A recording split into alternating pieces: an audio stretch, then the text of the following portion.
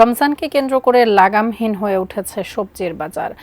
দাম নিয়ে অভিযোগ করছেন খোদ খুচরা ব্যবসায়ীরাও। কয়েকদিনের ব্যবধানে লেবু, শসা আর বেগুনের দামে নাজেহাল অবস্থা ক্রেতাদের। এদিকে খেজুরের দাম না বাড়লেও বেড়েছে বেশ কিছু ফলের দাম।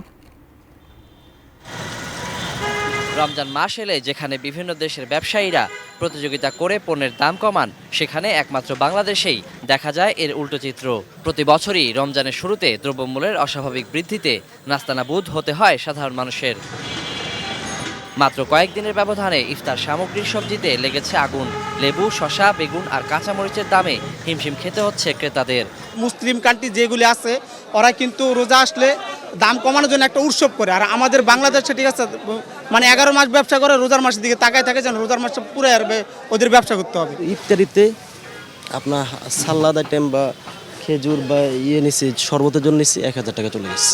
যেখানে আমাদের রমজানের মূল শিক্ষা ছিল যে আমরা সংযম করব, পণ্যদ্রব্যের দাম কমিয়ে দিব, যাতে আমাদের গরিব মানুষ, নিম্নবিত্তের মানুষ এরা ক্রয় করে খেতে পারে, কিন্তু আমাদের দেশে হয় উল্টা।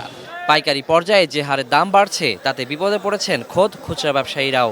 দাম নিয়ে ক্রেতাদের সামাল দিতে তোপের মুখে পড়তে হচ্ছে তাদের। কাস্টমার কিন্তু কিনতে চায় না, অনেকে বলে না কিনবো না, আমরা না খাই থাকবো, এ হচ্ছে অবস্থা। কাঁচামরিচ যেটা বিক্রি করতাম 60 টাকা 50 টাকা কেজি, সেটা হচ্ছে এখন আপনাদের 100 টাকা 120 টাকা কেজি।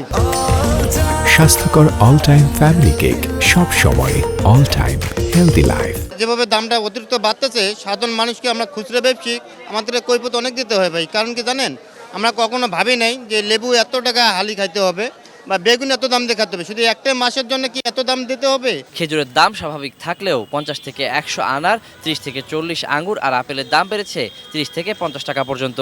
তরমুজ কোথাও বিক্রি হচ্ছে কেজিতে, কোথাও বা পিস হিসেবে বিক্রির ক্ষেত্রে 50 থেকে 100 টাকা পর্যন্ত বাড়তি দামে বিক্রি হচ্ছে। Waliul Sakib, ATN News, Dhaka.